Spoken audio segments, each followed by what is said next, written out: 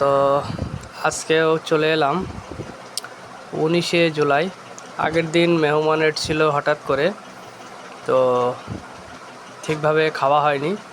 তো আমি চাই তাদেরকে পেট ভরিয়ে দিতে, তারা কিন্তু এটা ভাবে না, তারা আসলেই পাগল।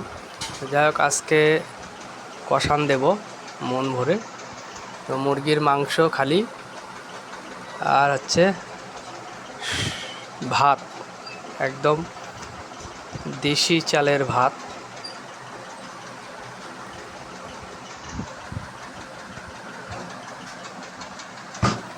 খুবই টেস্ট। আজকে কষান দেব।